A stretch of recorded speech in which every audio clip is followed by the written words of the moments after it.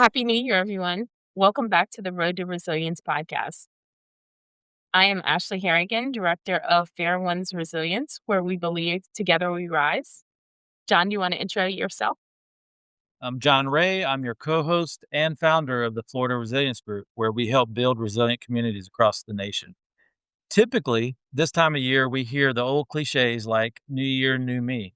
But not today. In this episode, we are not just talking about the new year, but new generations and the playbook for the next era. And I must say, I've never been more excited about the future of resilience than I am when I speak with our up and coming professionals like today. We'll be spotlighting on the Road to Resilience podcast. This is someone that I really admire, someone from Gen Z, as they would refer to it on Instagram and all of the social media. But I really think it's an interesting conversation throughout our sort of three generations that we're representing. Sir Clark is a young and forward thinking emergency manager whose work bridges academic excellence and community centered practices, but also innovative preparedness strategy. He has been recognized across the California State University system as a nationally distinguished scholar and also a delegate for the National Model UN. He's built a reputation over the years in his short time for his intellectual rigor and a commitment to service early in his career. He formerly worked for Department of Homeland Security as an appointee in the DHS Power Program, where he applied his expertise for preparedness initiatives, as well as FEMA Region 9 in partnership with the LA County Office of Emergency Management. I also want to note that his career is deeply rooted in legacy. He follows multiple generations of public service, military service, and emergency management, drawing inspiration from the resilience, discipline, and civic responsibility modeled by those before him. His lineage shapes his belief that resilience is a fundamentally human, shared experience that's shaped by culture, trust, and the systems designed to protect communities. I think he's actually the perfect guest for our discussion today. And so I'm looking forward to having it.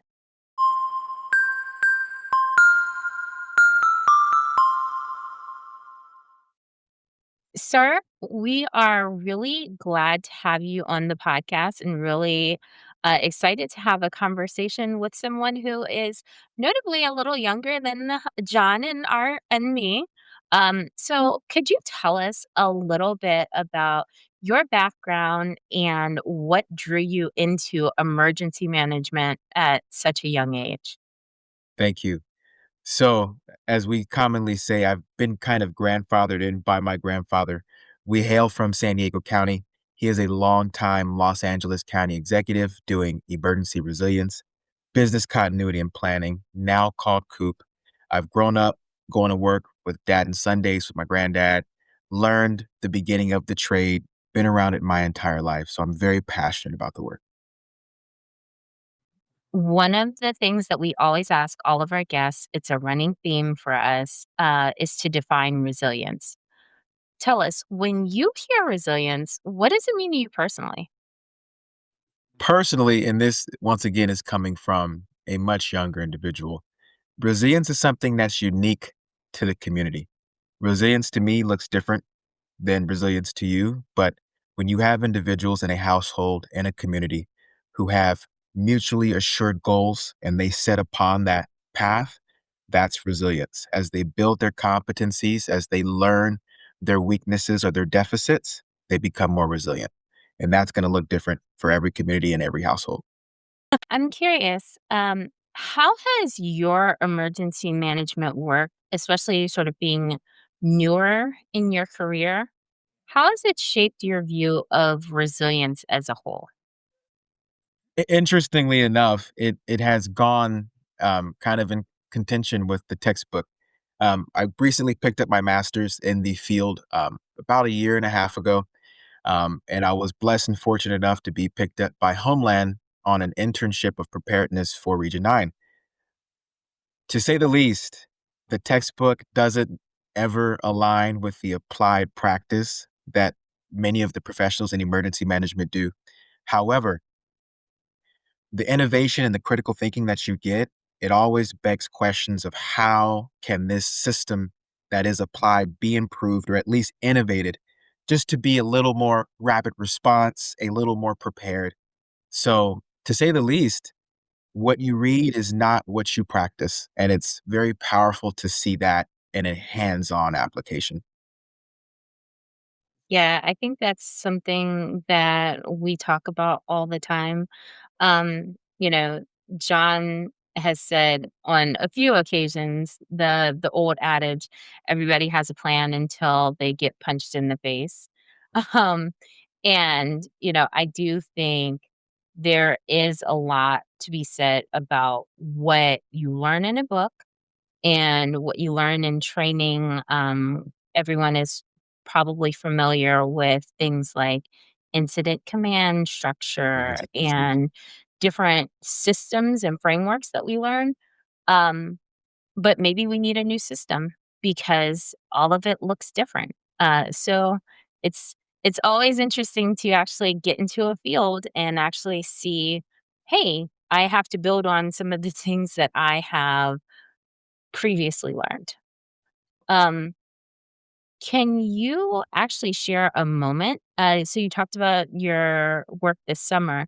Can you share a moment in your emergency management experience when resilience was actually tested? Definitely. Early on, I was blessed and very fortunate to work under Margaret Gutierrez during my master's program. We picked up a contract with the Kaibat Paiute tribe of Native Americans. And this was the first time where I really can say that I've been frustrated doing work. I can say that you have so many individuals that are working towards a solution. We know what the solution is. We know where our resource deficits are. But for such a marginalized group of people, they were so under-resourced. Their employee was split between 4 and 5 jobs, fireside chats and risk mitigation meetings, they were just spread far and few in between. So we really kinda had to beef our competency. We had to, like they say, you have to put all of the hands on the knife. That's something that FEMA says, and we had to be prepared to work towards that destination. Even when you are under-resourced, even when you're dealing with individuals that know what the best is for them, getting there is an entirely different pursuit. So, very different. I think about that contract, I think, in many applications now professionally because sometimes there is no personal muse that works against the whole. It's just the complexity of, a team environment. Yeah, just meeting that reality. Right. Um, so there's a question that we ask all of our guests that come on the show. And it is about defining resilience and just centering your reference, your experiences, and how you view resilience. So I'm gonna go ahead and ask you now. Um, when you hear resilience, what does it mean to you personally? So resilience, I feel, that can sometimes be a loaded question. We're all unique, our households, our language, our traditions, our craft. And so I feel it's important to inform a community in reference to their very niche risks, educating them on certain methods that would align with their risks, their culture, their languages. Culture in America is something that is very diverse and complex. And I feel like the more you deep dive into culture, you understand trust metrics and paradigms that will be different for all of our households. So you must first educate to that unique capacity. I think that is such a poignant thing because I think America is so diverse, and every community in America has had their resilience tested and has faced a resilience challenge at some point, but it does look different. Um, and I'm curious, like, what was a modest goal or what was a modest win that you saw coming from that project? And so when we're informed, you know, at concept, there was a plan, but the plan wasn't really up to standard or what, academically was felt was necessary for that marginalized group. And to say the least, getting them something in hand. And, something is a very vague word, but when someone has nothing, something is a lot. And sometimes you can't be willing to go out and try to grab the sun or grab, the North Star. You have to get something that is real, a real goal that is achievable in a very fixed timeline. So it's a challenge, but you learn a lot getting someone something, achieving, a couple of milestones, if only the first two on a project implementation timeline, but be willing to pull the trigger on putting something in their hand. It sounds like this community had a lot of challenges, and I think that's something relatable to communities in America right now, not only as we are coming into 2026, but also in the future, especially as we're dealing with a lot of complex challenges. Um, you mentioned developing a communications plan. Can you share, in your opinion, one or two things that would be in a good comms plan for a community that's struggling or looking to develop one right now? Fair. So first and foremost, there is an industry standard. You would like to be completely and comprehensively resourced, but in a marginalized community or just, a potentially community who's suffering from poverty, you will not have all of the key role players. So first and foremost, identifying roles or personnel within that community that can be rapid response personnel, individuals that will be reachable within a fixed timeline if there is any potential disruption or mishap. And if there are not, and this is kind of what we ran into, if there are not, what roles and positions are transferable to the tasks that we need? If you need crisis communications, if you need ambulatory services, if you are under resourced, what do we have that can kind of work that duality? So initially, just putting things on paper. And if there is not a specifically identifiable role, we have to be crafty, we have to be flexible, and we must transfer those skills and skill sets. Yeah, I think that's really interesting about developing new skill sets and leveraging what's already in a community. Um, all of the conversations we're having right now, and sometimes it comes off as dismissive, but there really is this need right now to do more with less. And I think that vulnerable communities are seeing that, but also even really secure and I guess more traditionally well resourced communities are feeling that squeeze too. So I get it. Um, I think we're going to switch gears a little bit here now, and put a generational lens on this. Um, do you think that Gen Z brings a different kind of resilience to a crisis situation compared to older generations? Indeed, I do. And I'm choosing my words carefully, and I don't want this to be negatively understood, but Gen Z is very volatile. You know, indeed, we have a much higher metric of volatility. And I don't say that in a bad way. I just say that and this is a big word that I've come to understand in a trust way. The risk versus reward for some of the old systems that, our parents tell us about, or, there's that word boomers, it's not as assured for us in the younger generation. And maybe, we extrapolate further than where we need to go. But for Gen Z, it's all about clear wins. It's all about breaking down the boundaries and the walls of what has been to really make whole what we see our future to be. I think it's very painful sometimes to be told, you know, your future must align with A, B, and C.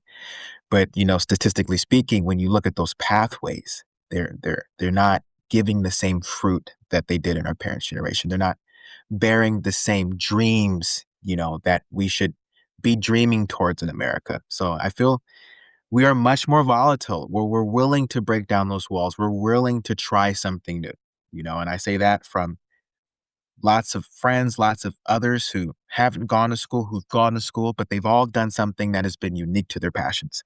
And sometimes that does go against, the tradition of society. Sir, I love that. I love that perspective. And you say volatile. I wouldn't disagree with that, but I also would say that resilience. The pillars of resilience are adaptation and transformation. I think this I think Gen Z is much more adaptable. They're much more adaptive, Yeah, and they can transform more readily than previous generations. They're locked into systems. They're focused on systems and processes. And I think that is a big plus for our future, but we have to get everyone on the same page, right? It can't very fair. be we can't put it in the pillars of any one generation. And so I think you're heading in a great direction. I love that perspective. Thank you. Yeah, and I mean, I think that makes sense, especially in terms of being adaptable because, the communities actually look different. When you talk about the traditional pathways, I hear stories all the time and I see it play out that homeownership is changing. Indeed. Who lives together in a community? You might have roommates instead of families in a home. All of those things look different. And so approaching all of that differently for a community and building resilience in a new generation, I think is exactly where we should be going. And I think that further speaks to Mr. Ray's point about adaptability, you know, to our older generations in times like now, not focusing on home ownership or moving towards a duplex situation with a couple of your buddies. It doesn't look like that tradition, but we're adapting to what our reality has now become. So as we look towards the future and as we start to, as they say, through babes will be led, as we start allowing the younger generation to get their wings, to kind of get their footing, we might begin to see a much more complex but resilient environment. Yeah, that that is community. And I'm curious if we could sort of talk a little bit more about what community means to you, both in everyday life that you're experiencing, but then also in emergency response, which is your line of work. Awesome question. So, on one side, when I think about America and its diversity, we all look different. We all speak a myriad of different languages. We worship in different ways. We have different craft culture and various traditions. So for me, when you think about mutual aid networks or neighbor to neighbor assistance, no matter the language you speak, that mutually assured goal, that I want the best for you as my neighbor and you should want the best for me, that's a shared kind of phenomenology of a culture. Our culture is, you doing well and me doing well. So for me, community, there's no color, there's no creed, there's no language or religion. It's just those individuals that want the best net positive for one another, but on the side of emergency management, I say, I once again bring up mutual aid networks.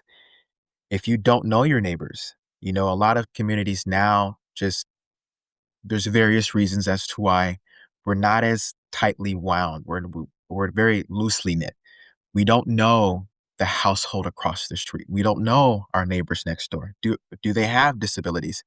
Would they need my help? Would I need their help? Do I have anything that we could leverage in a disruption for one another?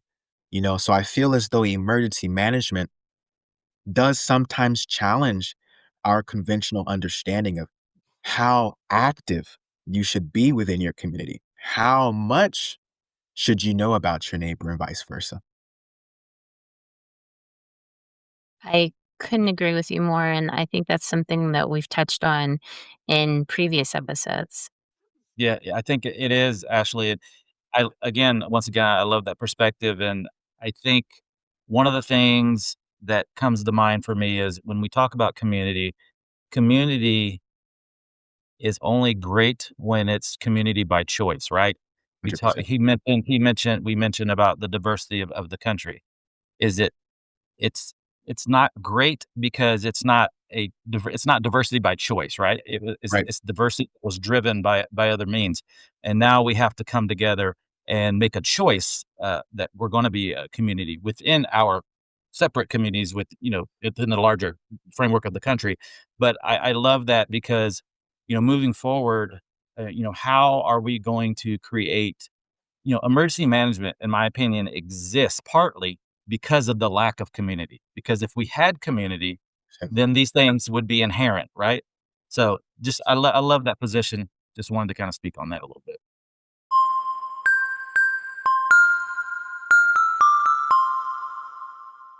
Where have you seen community come alive during a crisis? In part, John, and this answer might come as a shock, it might not. You guys are very experienced. In my youth and in my kind of footing in emergency management, I've been quite challenged to see communities come together. And even, the textbook is not it's not scripture, but even within the textbook and applying that theory into practice, there are so many deficits on neighbor to neighbor assistance. It'll be the quickest thing to get us out of an immediate disruption in a localized community environment. But I just don't feel, and I think you spoke to these notes, it's not by choice. Very rarely do you have a community of 5 to 10 to 15,000 really hold each other and promote that driven interest. I have not seen it. You guys may have other examples or historical settings when, neighbors really came to the forefront of emergency management, but that's something that I yearn to see more. In our Region 9 preparedness initiative, something we promoted was at that local level, really identifying that the most help you'll get is from the people who are next door to you. And you have to put some passion into breaking down those boundaries and having those tough conversations with your neighbors. Absolutely. So we don't so we get everything we can out of this question. Let's reframe it. So what in your mind would community in action look like if you've seen it? Right.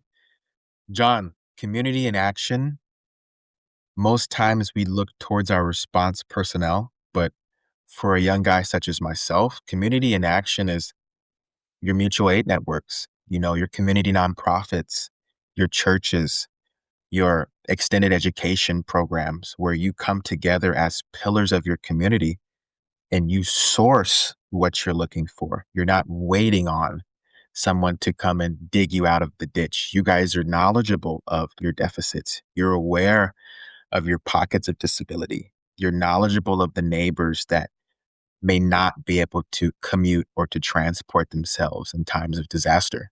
A community coming together, that's going to be resilience for me. That's going to be emergency management.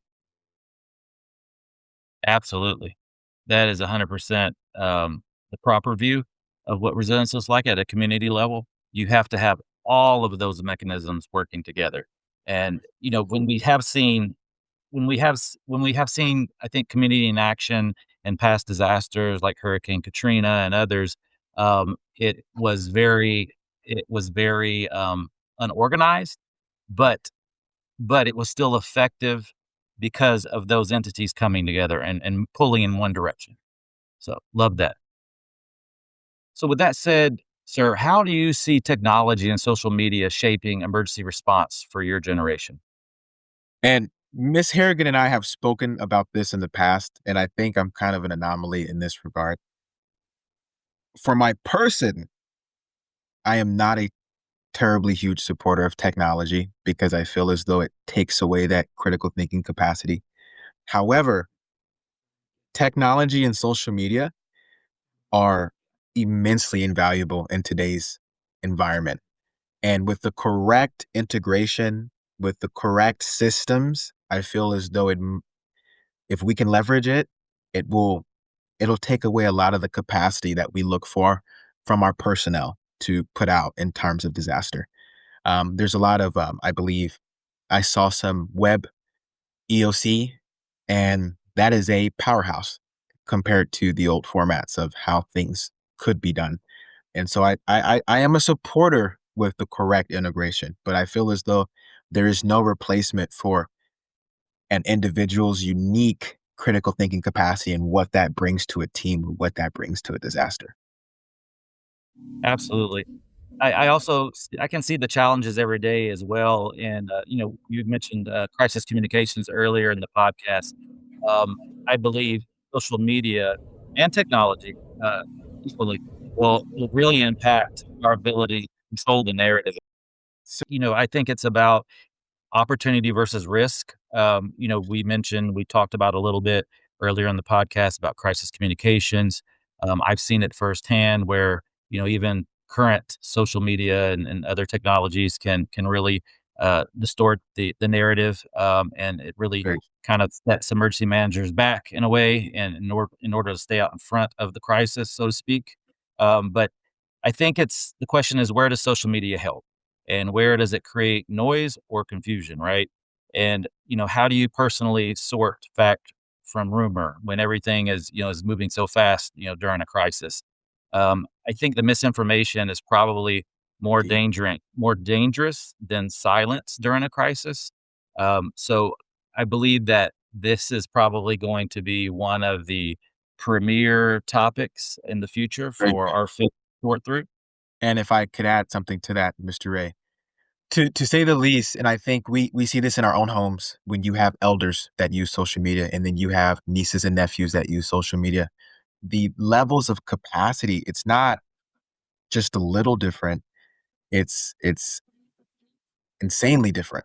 And I think when you talk about misinformation, we all laugh and kiki sometimes when, your grandma or a great uncle will show you something and you're like, "Hey, that's AI, that's not real," but in that moment, you kinda have to understand that that individual's capacity cannot take fact from fiction, and I think that misinformation in terms of disaster, lots of resources, lots of lives, lots of property can be harmed. So, Absolutely, absolutely. Our authority to manage a disaster is all about maintaining public trust, and absolutely, that is definitely gonna be an issue as we move forward with these new technologies.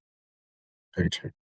I agree with y'all so much, and I see that and think of all of the different fears that I have with that, especially when you talk about the different generations and throwing AI into the mix now, thinking about if there is a social media message going around about going to a shelter and it's an AI generated image, for instance, or sending out messages and saying to contacting number and it's something false, that can actually be the actual loss of life and That really be a threat. And it stops being the funny key and it starts being more real, serious.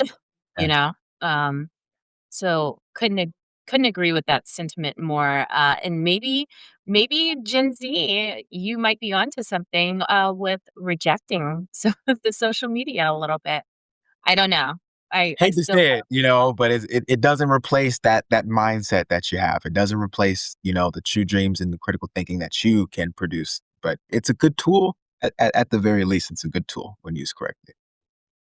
everything in good measure, right? Right. Um, so we've been talking about it, and I'm just wondering if there are any more challenges that you notice in engaging communities during a disaster. And I spoke to this a little earlier, and before I get into the meat of it, for all of us, I think now it's trust. I think what is trust to communities now? What is trust to different cultures and traditions. It's very unique. As a Gen Z, trust for me is trusting that, like grandma, grandpa, mom, and dad, I could be a homeowner. The trust sometimes is reduced as different things come to pass. It's not so assured as it used to be. But in emergency management, I think, and this is in part due to, like Mr. Ray said, misinformation, there is a big trust in local, state, and federal government.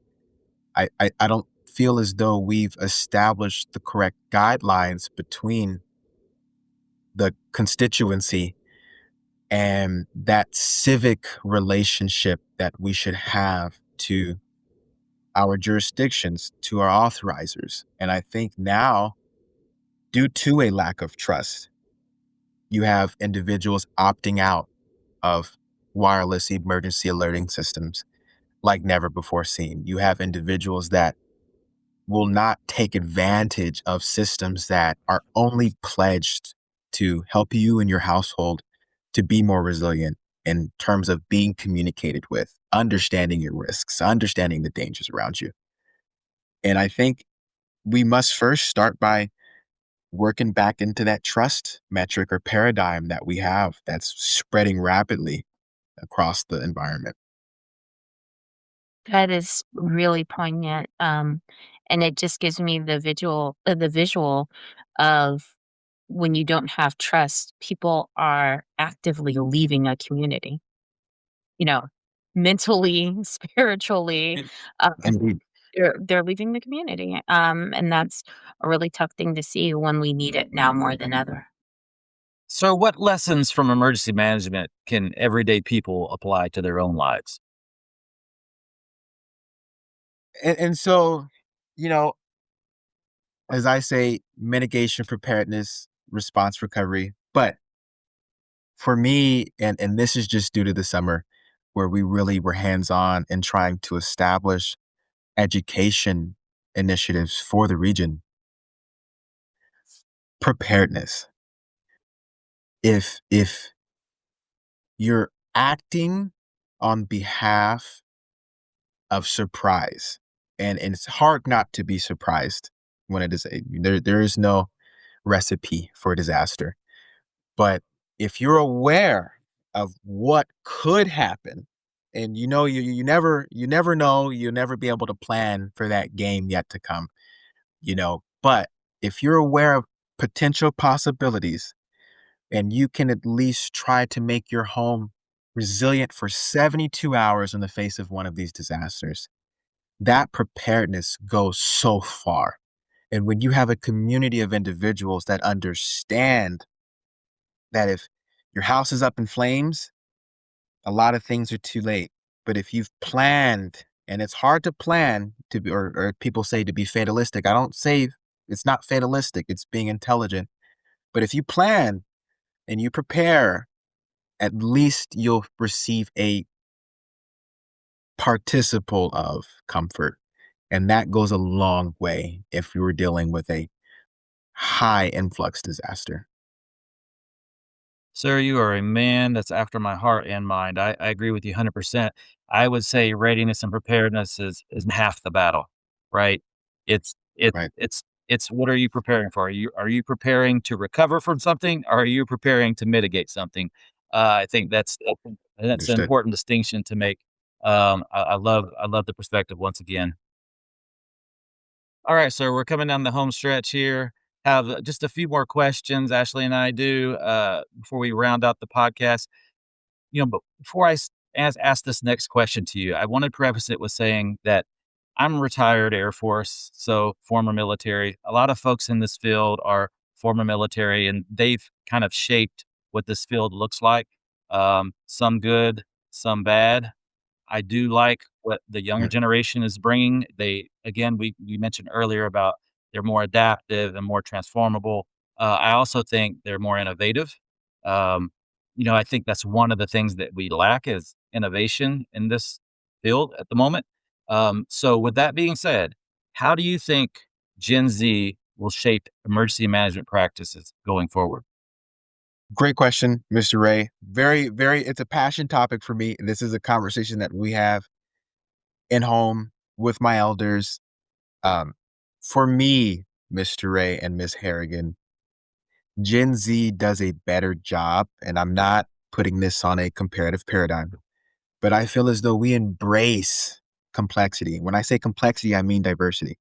We embrace that all of our venues, all of our applications of professionalism, they're diverse. The languages, the religions, and I've said this before in the podcast, we have to embrace that. These differences in the knowledge of, that's resilience in my heart. Knowing how, if you need, I can be in the best position to leverage aid for you. Vice versa, it's very powerful. But for Gen Z, when you go to schools, when you look at your average friend groups, they're so diverse. And I think it's a beautiful thing to see. And I think for our future, as we move kind of to an environment where you have different populations and different social paradigms, if we are unable to embrace complexity and that diversity metric, we're going to fail. Everyone around us is different. All of our neighbors are different. We have to be willing to, as they say, extend that olive branch. I want you in my home. I want to be in your home because it's the best for our community. So, passion topic, John. Absolutely. I like the reference to a paradigm. I believe that's where they're gonna make the biggest impact, right? Is it's gonna be a paradigm shift. Indeed. So, on that note, if you could redesign one aspect of how we prepare for a crisis, what would it be? Fear mongering. I think a lot of individuals are hesitant because they can, in some way, be fatalistic. I think that the fatalism comes into play when we are underprepared, when we expect for someone to come and save us, as I commonly say. We have wonderful men in uniform that do an incredibly challenging job, but it's unfair to not want to first help yourself or feel as though your movement, your initiation on being more resilient would not give you some advantage in these terribly complex situations. So first and foremost, it would be educating the masses on disaster science, fire science, why we do controlled burns, how things can be preventable. I think the constituency are just, common folk, and I don't say that negatively. They're not knowledgeable on the very immense science of prevention and what our men in uniform are doing around the clock outside of disaster times or disruptions. So, sir, in the way you framed that, was really well done. How when Ashley asked if you could redesign one aspect of how we prepare for a crisis and what would it be, the way you broke that out is very much aligned, I think, with where we should be as far as a mindset in this field. And that is when we're talking about preparing for a crisis, we don't want to necessarily welcome and look forward to a crisis, but in every crisis there's an opportunity. And if we are ready and prepared, then that's what it should be, another opportunity. And to speak a little bit to that, John, something that I say in my own life, and I'm not calling, our wonderful persons in uniform failures but life saving or emergency management, you do the best with what you have. And sometimes in my life, I say, you're not failing, you're failing forward. And if you are unable to take advantage of those opportunities, no matter how bleak or, you know, fearful you may be of the outcome, you develop resilience. You're able to take your capacity to the next level to really, leverage against and leveraging against anything, One so hundred. feel about that 100%, strongly. sir, 100%, and I have a saying myself, and it's that all success is derived from failure, and that's part about what resilience is. It's about, like you mentioned, failing forward. Resilience, that's what resilience looks like in the human form. It's someone who has failed over and over, but now they're successful, right? All right, sirs, we are down the home stretch here. Last question. I want your reflection on something. So take a moment to think about this. If resilience had a soundtrack, what song would be on it? Very, very fun question.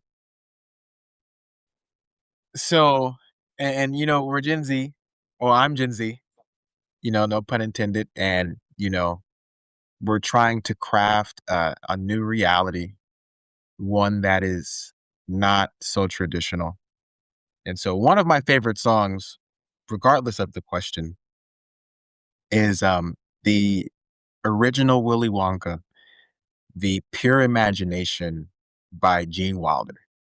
I think that song hits the nail on the head that the world is what you imagine, and that purity of innocence should always be in your dreams. And I think as we can be challenged by emergency management and being more resilient, you have to be able to dream for that environment or for that home that you want to have. And it has to come from your imagination, and your imagination should never be, as I say, negative. Love it. Love it. What a wonderful way to wrap up the conversation. Just using your imagination and having hope for the future as we continue on this road and this thing called life.